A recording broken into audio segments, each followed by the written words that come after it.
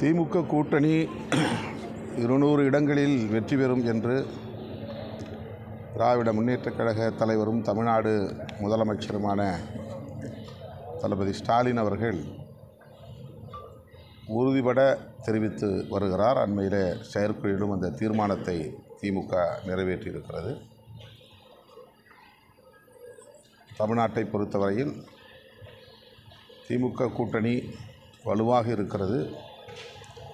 2026 தேர்தலில் அவர் சொன்னதைப் போல அறுதி பெரும்பான்மை இடங்களில் இந்த கூட்டணி வெற்றி பெறும். எதிர்க்கட்சிகள் ஒரு ஒரே அணியிலே திரளுவார்கள் என்பதற்கான எந்த நம்பிக்கையும் இல்லை.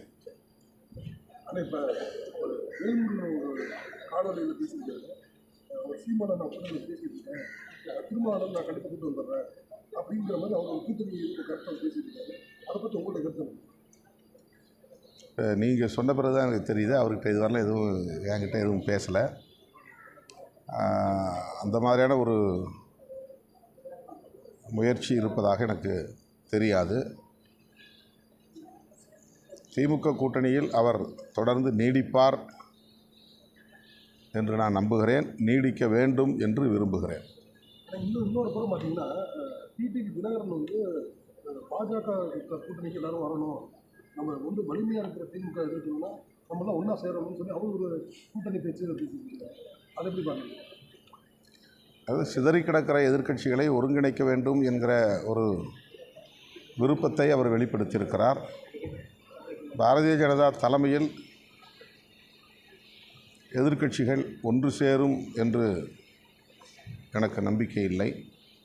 தமிழ்நாட்டை பொறுத்தவரையில் அது வெற்றிகரமாக அமையாது என்பதை கடந்த தேர்தல்களில் மக்கள் உணர்த்தியிருக்கிறார்கள்.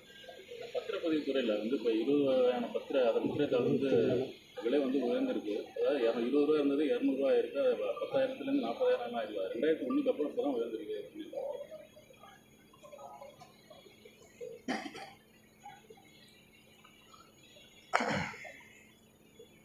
சாதாரண மக்கள், எளிய மக்கள் பாதிக்கப்படாத வகையில் அந்த விலை உயர்வு அல்லது கட்டண உயர்வு இருக்க வேண்டும் என்பது என்னுடைய வேண்டுகோள்.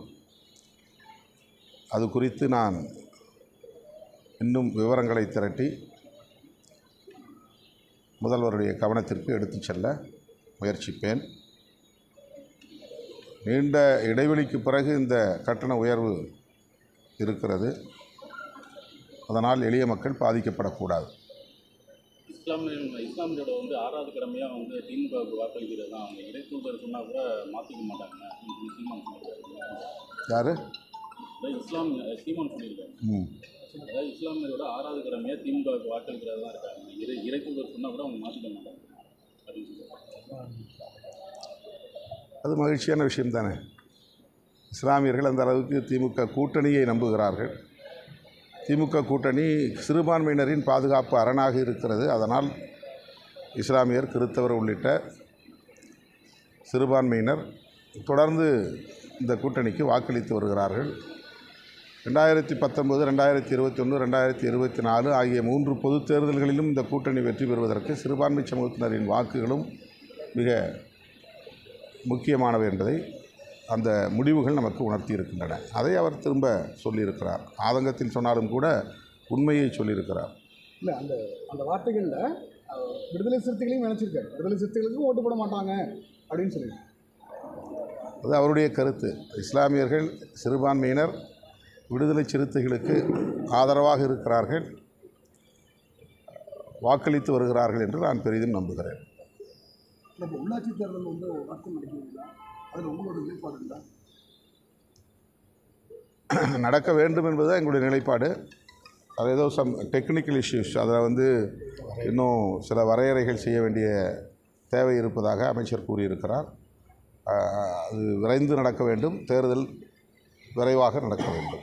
தொடர்ச்சியாக ஜாபர் சாதிக் வழக்கில் நீதிபதி விலகிறாரு, செந்தில் பாலாஜி வழக்கில் நீதிபதி விலகிறாரு, ஆர்எஸ் பாரதி வழக்கில் நீதிபதி விலகிறாரு. நீதிபதி விலகிறாங்களா? அது வேறு பெஞ்சுக்கு மாற்ற ட்ரான்ஸ்ஃபர் பண்ணி வேறு பெஞ்சுக்கு மாற்ற சொல்கிறாங்க.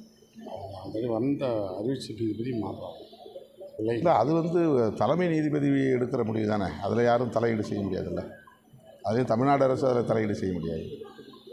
ஒன்றிய பாஜக அரசு மும்மொழி கொள்கையை நிர்பந்தம் செய்கிறது அப்படின்னு சொல்லிட்டு பள்ளிக்கல்வித்துறை அமைச்சர் அன்பில் மகேஷ் பொய்யாமொழி பேசியிருக்காரு. நீங்கள் அதை எப்படி பார்க்குறீங்க? அவர் வந்து டெல்லிக்கு வந்திருந்தப்ப கல்வித்துறை அமைச்சரை சந்தித்த போது தமிழகத்தை சார்ந்த நாடாளுமன்ற உறுப்பினர்கள் பலரும் உடனிருந்தோம். அப்போது அவர் தமிழ்நாடு அரசுக்கு ஒதுக்க வேண்டிய நிதியை நாங்கள் உடனே ஒதுக்க வேண்டுமானால் புதிய கல்விக் கொள்கையை முழுமையாக நீங்கள் நடைமுறைப்படுத்த வேண்டும் என்று வெளிப்படையாகவே சொன்னார். அதற்கு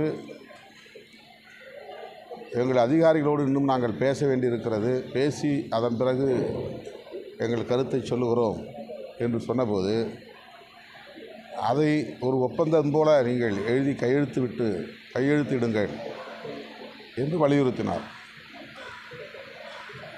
புதிய கல்விக் கொள்கையில் அல்லது தேசிய கல்விக் கொள்கையில் நீங்கள் தமிழ், ஆங்கிலம் ஆகியவற்றை படியுங்கள், ஆனால் இந்தியும் படியுங்கள், அது கட்டாயம். உங்கள் தாய்மொழியை நீங்கள் படிக்க வேண்டும் என்பதில் எங்களுக்கு மாற்று கருத்தில்லை, ஆங்கிலத்தையும் நீங்கள் கற்பதிலே எங்களுக்கு மாற்று கருத்தில்லை, ஆனால் இந்தியை படித்தாக வேண்டும். இதுதான் தேசிய கல்விக் கொள்கையில் இருக்கிற கருத்து. அதை அவர் வலியுறுத்தினார். அது ஒரு நிர்பந்தம்தான். அப்படி செய்தால்தான் மாநில அரசுக்கு ஒதுக்க வேண்டிய நிதியை ஒதுக்குவோம் என்று அவர் சொன்னது உள்ளபடி அதிர்ச்சியாகத்தான் இருந்தது. இதை நாங்கள் நாடாளுமன்றத்திலேயே சுட்டிக்காட்டி கண்டனம் செய்திருக்கிறோம். எதிர்கட்சிகள் தொடர்ச்சியாக போராட்டம் நடத்திக்கிட்டே இருக்கு. அமித்ஷா விஷயத்தில், அம்பேத்கர் விஷயம். ஆனால் அமித்ஷாவிடமிருந்து எந்த விதமான பதிலும் வரல. இல்லை, அவர் உடனடியாக விளக்கம் சொல்லியிருக்கிறாரு. உடனே எல்லா பத்திரிகையாளர்களையும் கூட்டி நான் அந்த பொருளில் சொல்லவில்லை, காங்கிரஸ் அதை திரித்து பேசுகிறது, எதிர்க்கட்சிகள் திரித்து பேசுகின்றன என்று அவர் விளக்கம் அளித்திருக்கிறார். ஆனால் உண்மையில் அவர் காங்கிரஸை விமர்சித்தார் என்றாலும் கூட புரட்சியாளர் அம்பேத்கர் அவர்களை கடவுளோடு ஒப்பிட்டு பேசியதில் அவருக்குள்ள ஒரு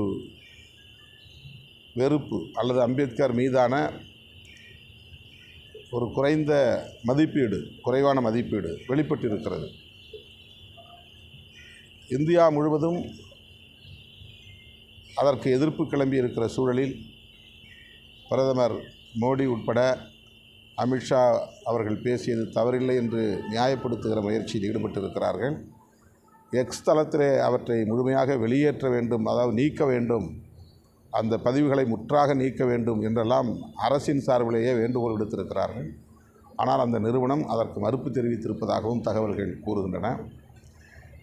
அம்பேத்கர் அவர்களை காங்கிரஸ் கட்சி தோற்கடித்தது என்று திரும்ப திரும்ப பாரதிய ஜனதா கட்சியை சார்ந்தவர்களும் ஆர்எஸ்எஸ் அமைப்புகளை சார்ந்தவர்களும் சொல்லுகிறார்கள். ஆனால் உண்மையில் அம்பேத்கர் அவர்களே அது குறித்து பேசிய குறிப்புகள் இருக்கின்றன.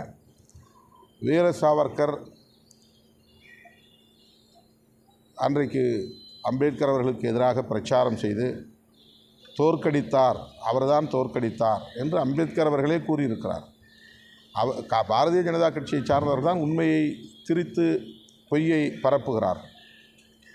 அடுத்து அது ஒரு எலக்டோரல் மோட்டிவ். தேர்தல் நேரத்தில் யார் எவ்வளவு பெரிய ஆளுமை நம்மை எதிர்த்து நின்றாலும் அவர்களை தோற்கடிக்க வேண்டும் என்று தான் நாம் நினைப்போம். அவர்கள் வெற்றி பெறட்டும் என்று யாரும் நினைப்பதில்லை. ஆனால் இவர்கள் கருத்தியல் ரீதியாக முரண்படுகிறார்கள். அம்பேத்கருடைய சிந்தனைகளை மறுத்து அவரை இந்துத்துவ அம்பேத்கர் என்று அடையாளப்படுத்தி அவரை விழுங்கி செரிக்க பார்க்கிறார்கள். இதை ஏற்க முடியாது என்பதுதான் இன்றைக்கு அம்பேத்கருடைய இயக்கங்களை சார்ந்த தலைவர்கள், பொதுமக்கள் அனைவரும் எதிர்ப்பு தெரிவித்து வருகிறோம். வருகிற 28ஆம் தேதி இந்தியா முழுவதும் இதனை கண்டித்து நூற்றுக்கணக்கான அம்பேத்கர் இயக்கங்கள் ஒரே நேரத்தில் ஆங்காங்கே மாநில வாரியாக ஆர்ப்பாட்டங்களை நடத்துகிறோம். விடுதலை சிறுத்தைகள் கட்சி 28ஆம் தேதி தலைநகர் சென்னையில் ஆர்ப்பாட்டம் நடத்துகிறோம். 1000 முறை அம்பேத்கர் பெயரை உச்சரிக்கும் போராட்டமாக அந்த போராட்டம் அமையும். அம்பேத்கர் விளிம்புநிலை மக்களுக்கான மீட்பர்.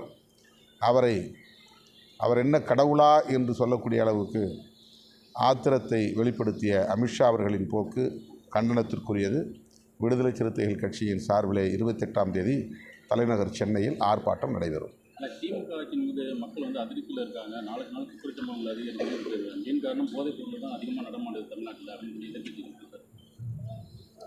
ஆளுங்கட்சி மீது எப்போதுமே ஒரு குறிப்பிட்ட சதவீதம் அதிருப்தி இருக்கத்தான் செய்யும். அது எந்த கட்சி ஆட்சியில் இருந்தாலும். போதைப்பொருள் புழக்கம் பெருகி இருக்கிறது, அதை தடுக்க வேண்டும் என்கிற கருத்தை அலட்சியப்படுத்த முடியாது, புறந்தள்ள முடியாது. தமிழ்நாடு அரசுக்கு விடுதலை சிறுத்தைகள் கட்சியும் அதை சுட்டிக்காட்ட கடமைப்பட்டிருக்கிறோம். குக்கிராமங்கள் வரையில் இன்றைக்கு அந்த பாதிப்பு இருப்பதை உணர முடிகிறது. மதுக்கடைகளை மூட வேண்டும் என்பதும் போதைப்பொருள் புழக்கத்தை கட்டுப்படுத்த வேண்டும், முழுமையாக கட்டுப்படுத்த வேண்டும் என்பதும் விடுதலை சிறுத்தைகளின் கோரிக்கை.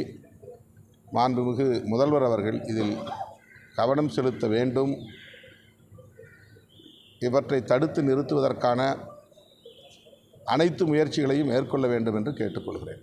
திமுக தலைமை மீது ஏதாவது கூட்டணி கட்சியினருக்கு அதிர்ச்சி இருக்கா? விடுதலை சிறுத்தைகளுக்கு இல்லை.